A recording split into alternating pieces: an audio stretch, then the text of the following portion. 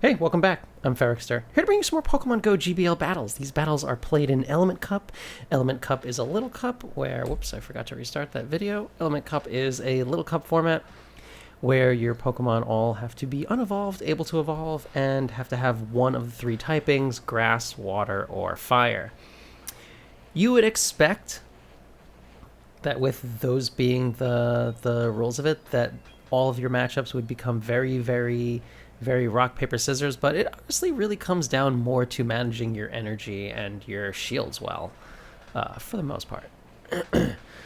So I'm running a team that is very similar to the team that I've run in past Element Cup videos. In the past, I ran this same line basically with Bulbasaur in the lead.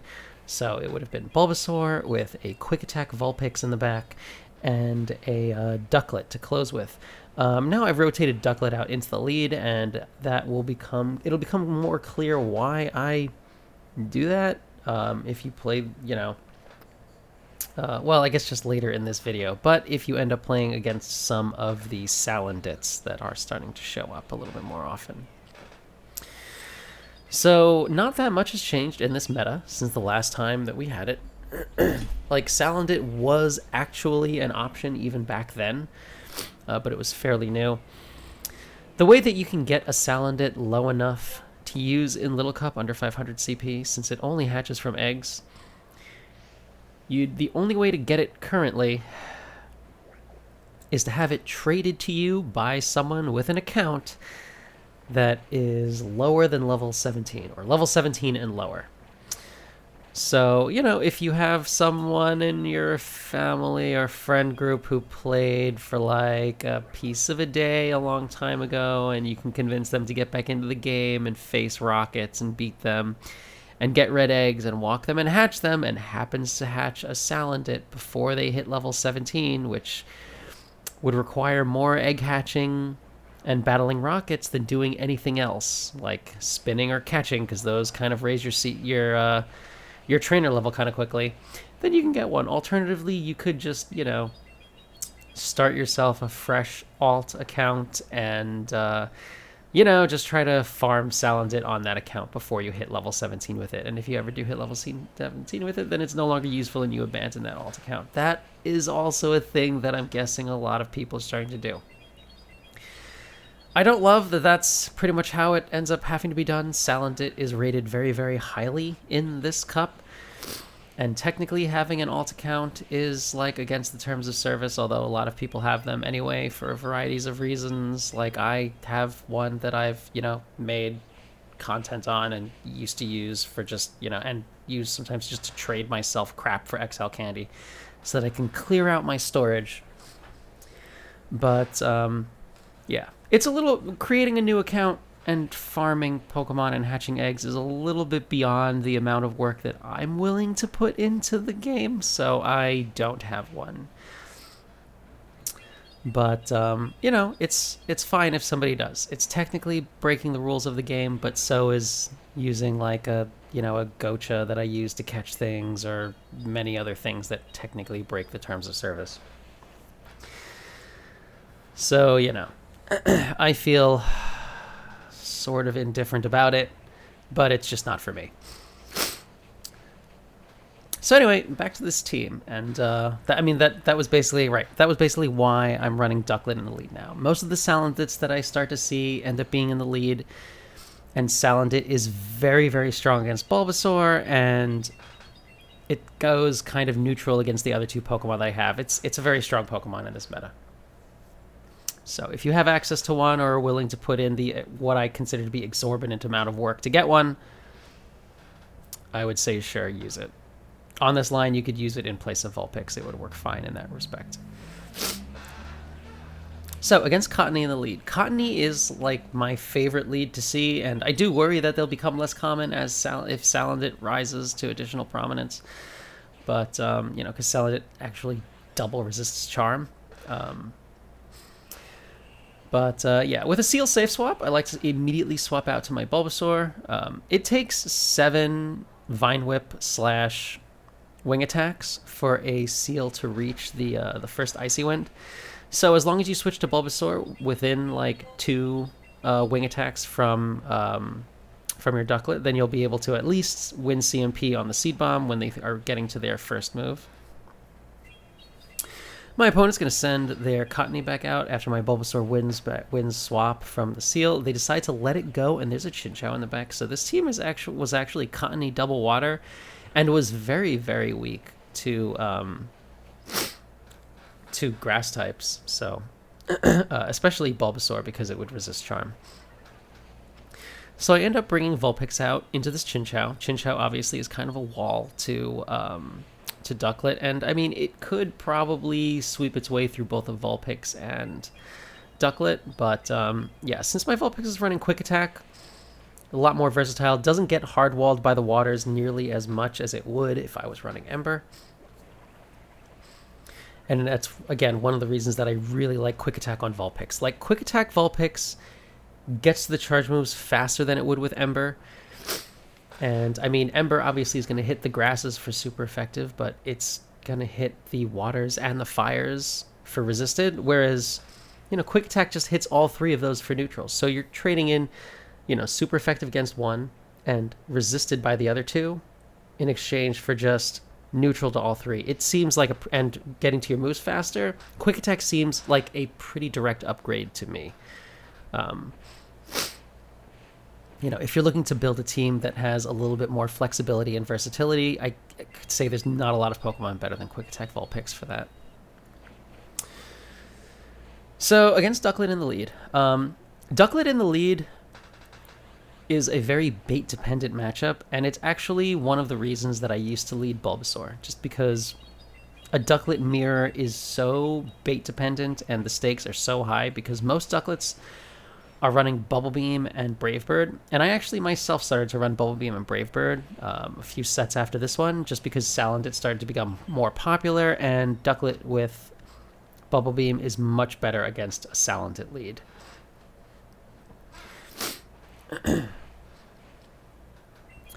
So my opponent brings their Ducklett back out, and I already had a bit of an energy lead on this, so I'm just going to throw this last Aerial Ace, and I get taken out by their Duck, and that is fine for me. So now I'm going to send in Bulbasaur. Just going to Vine Whip this the whole way down. I'm going to shield one of these. Hopefully it's the Brave Bird and I don't get debuffed, and it is, so good call on my part. And there is a Lotad in the back with Razor Leaf. Obviously Bulbasaur, being a poison grass, double resists grass, so the Razor Leaves really are not doing that much. My opponent decides to no-shield the Sludge Bomb. I think it was wise. Like, their win condition was definitely me baiting the Seed Bomb, but yeah, I'm good enough to identify that that's a win con and to not go that route. So managed to close out that game, and that is a 4-1 set. So I get a Metatite, and that is whatever. Grab my rare candies, and I go up to 28.94. So I did continue to run this team. These are games from Thursday. I continue to run this team on stream on Friday and my Saturday sets after midnight. And spoilers, I did end up hitting Legend. So I'm not hitting Legend in these 3 sets because I did promise Twitch that I would not. Promised them on Wednesday that I wouldn't climb so high that I'd hit Legend. I didn't think there was any, like, possibility of that, but then I just, you know, these were the first 3 sets that I ran with this team on Thursday, and I actually had to just stop playing in order to keep my promise because I still had 2 sets left and I had gone straight 4-1s. Oh yeah, so spoiler, these are 3 4-1s, if I didn't spoil that in the title. So my opponent's Cotonee is going to come back out, and I am just going to go straight Sludge Bomb. Obviously, I'm not going to be able to reach 2 moves if I bait anyway, so there's absolutely no reason to. They decide to shield, and that is fine. And I'm actually going to send out Vulpix here. I'm kind of expecting that there's a Chinchou in the back, because usually when someone immediately swaps out of a Ducklett lead, it's because they have a Chinchou in the back, and they're saving it for Ducklett, hoping to get that alignment off of the swap.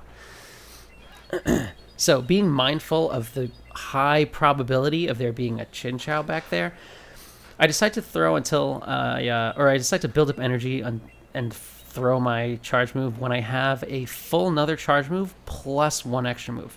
That means that I'll be able to throw my second Body Slam, and if they were to spam out their Bubble Beam as soon as they could, it would end up being a lost CMP with that Body Slam that I just threw. So that's why I had built up to a Body Slam plus a full Body Slam +1 quick attack, just so I'd only have to throw 4. So, you know, you calculate that they're definitely going to sneak in a move when you throw. Just, you know, and knowing you're going to win CMP, I just had to leave myself with exactly that much energy left over in order to close it out if there was a Chinchou in the back, which turned out there was, because that's what happens a lot. So, here it is. Salandit in the lead. So, Ducklett, not amazing against Salandit. I didn't want to bother shielding the first one because I knew they were going to end up debuffing. And since I don't have Bubble Beam, I'm actually not going to be able to reach 2 moves. This was the very first time I'm actually encountering a Salandit. I didn't run any simulations or anything, but I was aware of the moveset. It has Poison Jab, Poison Fang, and it's got Flamethrower. So it's kind of like the Nidoqueen of Little Cup. Here, I ended up botching my count, so I just didn't end up throwing a move with Vulpix. So unfortunately, you know, they went down a shield, but I ended up, I only have basically Bulbasaur left for 2 full Pokemon in the back. So obviously I'm not in an amazing spot here, but luckily for me, a Vulpix comes out, and this one does have Quick Attack. And I have an energy lead, so I am just going to throw the Sludge Bomb right away to at least force out their last shield, or if they let it go, it'll KO. And there's a Dupiter in the back, which is actually putting on more fast move pressure than Vulpix is, so this is actually more dangerous than Vulpix was, which is weird to say, but that's the way it is. My Seed Bomb would hit for neutral since they decided to shield it, and since I can see I'm not going to be able to reach 2 Seed Bombs, I go for the harder hitting move, which is Sludge Bomb. Sludge Bomb and Seed Bomb both hit Dupiter for neutral, and yeah, I'm able to bring out my Ducklett. I still have 1 shield left over, so there's no reason for him to throw anything, and I Wing Attack down, and somehow managed to recover from my horrible botching of that lead. Did not play the lead out very well there. All right, next up, Cotonee in the lead. Cotonee is a fantastic lead for my team. All 3 of my Pokemon do very well against it. I decided to throw the Aerial Ace before I'm at the Brave Bird because I would rather they no shield. And they do. And then they end up switching out also. So I have a tiny amount of residual energy, and just watching mine, since I'm not even at the Brave Bird yet with my tiny amount of residual energy, they definitely can't be. So there was no reason for me to shield since most Duckletts are running Bubble Beam anyway. So I'm just going to throw the Brave Bird. And then just switch out into my, or not switch out, and then bring out my Vulpix after I go down. Oh no, I did switch out. Yeah, my Ducklett's still back there with a tiny amount of HP. So, gonna throw this Body Slam. Now that I've been debuffed and Ducklett is so tanky, it really just doesn't do that much. I'm gonna survive another Bubble Beam from here, and I don't think they're willing to Brave Bird, so decide to just let that go. I throw 1 more just so they get a Wing Attack through, so they end up super, super low in case they decide to let this go. I would rather end with as little HP as possible so that whatever comes out can't really farm very much. And yeah, they bring out their Cotonee, which is fine. So I'm going to send out my Bulbasaur to try to get an energy lead, because Bulbasaur with energy and 2 shields is going to be able to take out a lot of stuff, as long as it's not something that has Ember. My opponent can see the writing on the wall, so they decide to not bother to shield, end up taking out their Seal, and I just Vine Whip Cotonee the rest of the way down. Ended that with 2 shields, but that is a GG. Yeah, Cotonee leads give you a lot of flexibility because all 3 of the Pokemon on this team do very well against Cotonee. Ducklett is maybe the weakest against it. So, against the Ducklett in the lead, my Ducklett is clearly hitting a bulk point that my opponent's Ducklett is not, because their HP bar is going down a little bit faster than mine. I end up going for an Aerial Ace as soon as I reach the Brave Bird. Here I have to call a bait, and I miscall it. They end up landing the Brave Bird, and that is terrible for me. So I'm going to bring out Vulpix. They swap out into a Seal. That is fine. I'm just going to send out my Bulbasaur right away. Throw the Seed Bomb right before they get to their their Icy Wind and see what they want to do. So they decide to let it go. I am going to shield the Icy Wind anyway. And that turned out to be a mistake because there is a Vulpix in the back with Ember, and my Vulpix with Quick Attack would have been very strong against that Vulpix, but yeah, unfortunately I end up getting farmed the whole way down, which means this Vulpix already has a decent chunk of energy. I'm going to throw this Body Slam. Get a shield, obviously, and I am going to have to no-shield one of these Body Slams, so I'll just let the first one go. See where it leaves me. Gonna shield the second one. And here, I mean, I'm going to be able to quick attack the whole way down, but my opponent recognizes that, switches out into Chinchou, and I definitely don't have enough energy where I'm going to be able to land these. Yeah, just not shielding the Brave Bird in the beginning. It's, you know, it's a risky play, but I mean, shielding a Bubble Beam is also very risky. This is actually the reason that I didn't used to really like leading with Ducklett, just because, you know, of how bait dependent this matchup is, and I don't love when matchups are super bait dependent. So, Chinchou lead. I switch out right away into Vulpix, and yeah, they counter swap in their Growlithe, which is fantastic for me. This Growlithe has Ember, so I'm resisting the Embers, and my Quick Attack are hitting for neutral. Vulpix also going to outpace, and since they let that first one through, I can just shield this Body Slam, Quick Attack the whole way down, and I have taken alignment, and I even have stored energy of a move plus then some. So I'm feeling pretty good about the position that I'm in. There is a Ducklett in the back, which they could have brought out into my Vulpix in order to like maintain alignment a little more easily. But yeah, I don't know if it was either an accident that they switched in their Growlithe, or if they had told themselves in advance, okay, against the Ducklett lead, since I'm leading Chinchou, Growlithe is not that good against that, so against the Ducklett lead, whatever they switch out into, I'll switch out into Growlithe regardless. That way I'll have two things left over that'll be good against Ducklett. And that, you know, I can understand that thought process, but I mean, Chinchou is such a wall to Ducklett that if you're leading with Ducklett, you definitely have a strong answer in the back to a Chinchou, so... yeah, Chinchou leads are actually not really that bad for this team, just because, one, Bulbasaur is such a wall to them, and, you know, if Vulpix is able to either force switch advantage, then you're in a very good position, or even if you're not able to force switch advantage, but you're able to walk away with a shield advantage, Bulbasaur with a shield advantage, you know, might be able to take out most things that aren't running like Ember, and yeah, you can push your way through a Chinchou pretty easily also. So, you know, decent chance of a Chinchou lead. If you're going to win, it comes down to a Bulbasaur sweep in the back. So I managed to take that game off of that terrible lead. So, I get a Palkia, and that is great. I am nowhere near having enough XL Candy to build like a level 50 Master League Palkia. So, getting 3 XL Candy for it for free from Go Battle League is definitely helpful, and that's a 4-1. That brings me up to 29-31. All right, into this next match. So, Ducklett Mirror again. Happens a lot. I haven't gotten any better or worse at them. I'm not noticing a lot of trends on how people play them out. The way I like to do it, since, you know, when I'm running Aerial Ace, is to just no-shield the first move, hope that it's a Bubble Beam, and this one turned out to be a Brave Bird. That's just bad for me.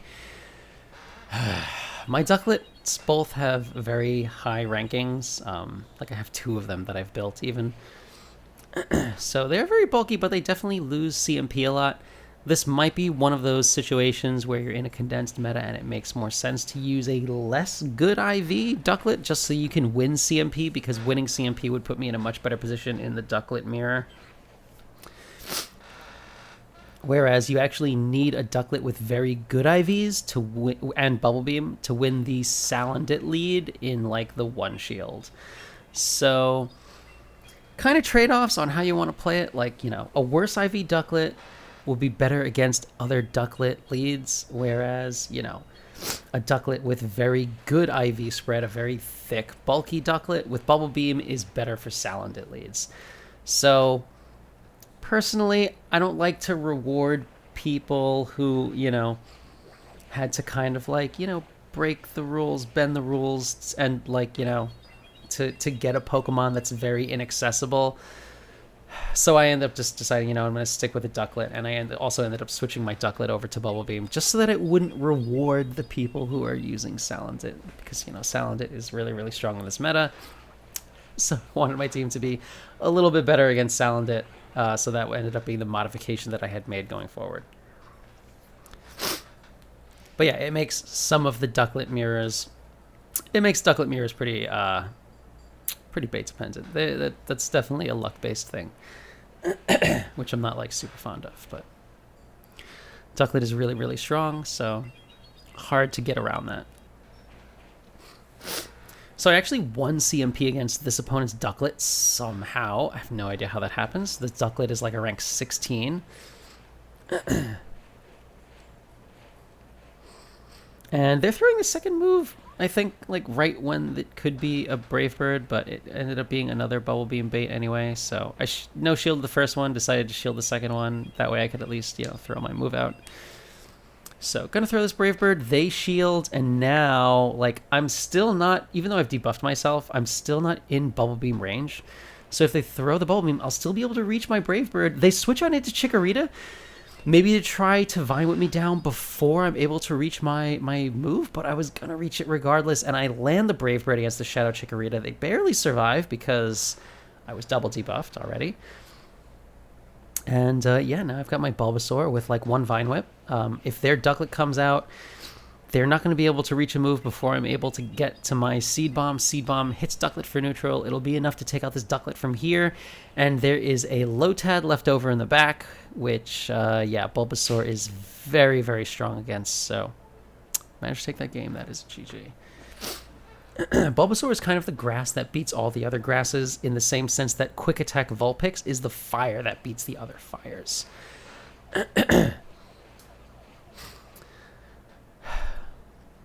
So, yeah. So Ducklett into Seal in the lead. So the way I've played this out, and even after I switched Ducklett over to Bubble Beam, I play it out in that I build up way excess energy before I throw my first move, and then throw the Brave Bird on the second one. So this will often end up being a CMP tie with their second Icy Wind, which it is here. If you're running Bubble Beam, then, the formula is pretty much the same. Build up a lot of excess energy before throwing the first bait, just because, if you were going to Bubble Beam, it'd be early on, right? Before they reach the Icy Wind. That's just the safer way to go about it. So if you just build up way over, it really looks like you're just going for a Brave Bird and swap out. So, they're very, very likely to shield the first move if you play it out in this fashion. That's why I've been doing this. So I end up going up against, I end up with my Quick Attack Vulpix up against my opponent's Quick Attack Vulpix after that lead. Able to get a shield off of them there. And it looks like they just caught this second Body Slam in on their Cotonee. So, I mean, I'm fine with that. I'm going to build up a bunch of, energy and then swap out into my Bulbasaur. Because, now Cotonee can throw its energy if it wants, but I double resist grass. So the charge moves from Cotonee just will not hit that hard. They're just both grass. And, yeah, the Vulpix comes back out. I have a shield. My Vulpix has energy. My opponent really doesn't have anywhere to go there. So I managed to take that game. That is a GG. All right, next up against Bidoof. Ducklett Mirror again. Not the most comfortable mirror for me. This opponent is going to stay in also. It also looks like I'm hitting a Wing Attack bulk point because, my Wing Attacks seem to be doing more damage than theirs, and yet I'm winning CMP anyway. Not too sure how that is. How am I winning? How am I hitting a bulk point that they're not and still winning CMP? I don't even understand. Anyway, I correctly shielded the Brave Bird, and then they swapped out into a Seal, which I am totally fine with. Going to bring out my Bulbasaur relatively quickly, throw the Seed Bomb.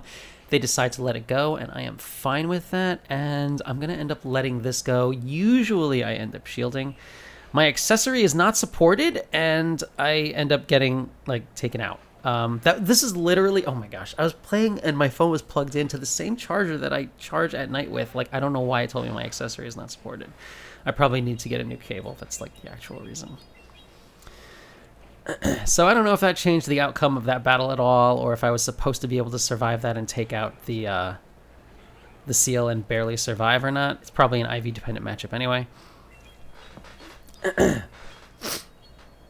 But so I ended up not winning switch advantage, which is, unfortunate. But I do manage to get my Vulpix lined up with theirs, and theirs is running Ember, and mine has Quick Attack, so I have a strong advantage in this department. Just gonna spam out this next Body Slam. Gets my opponent's last shield. And yeah, even this, though my opponent had 2 shields for my and I only had 1, just Quick Attack Vulpix is just that much better against opposing Vulpixes than Ember. So Managed to land that last body slam, and I managed to take that game. That is a GG. All right, next up against Marimo. Ducklett into Seal. So I got a low power notification because I had to unplug my phone because of, you know, my accessory not being supported. So I don't know. I have to get a new cable. Thankfully, it happened at the beginning before things started happening, so it didn't actually inconvenience me in this match. That would be, because, you know, that would be a terrible reason to lose a game. So playing this out the same way, right? And this is being thrown after I bait. This is being thrown before I reach the Brave Bird, so it can't actually be an Icy Wind. So I was able to safely let that go. And then I get to throw my Brave Bird, and they shielded it. So at this point, I am up 2 shields. They're none. They've gotten switch advantage, but I mean, I'm just going to bring out my Bulbasaur here, and I'm going to spam out this Seed Bomb before they're able to debuff me with an Icy Wind. There's a Vulpix in the back, and that's fine. I'm going to switch out into my own Vulpix. There is a Cotonee left over, so I am now fine with this. Like, my Vulpix is just... I have 2 shields. My Vulpix is just going to throw 2 Weather Balls. I'm building up some excess energy first, and now I'm throwing the Body Slam for no real reason. It doesn't, like, do any... It doesn't save me any amount of energy, even a negligible amount. It's just... I don't know. And my opponent finally decides, you know what, you're right, Ferrikster. This game is over, and they resign the game. That is a GG. So managed to close that out. That is another 4-1.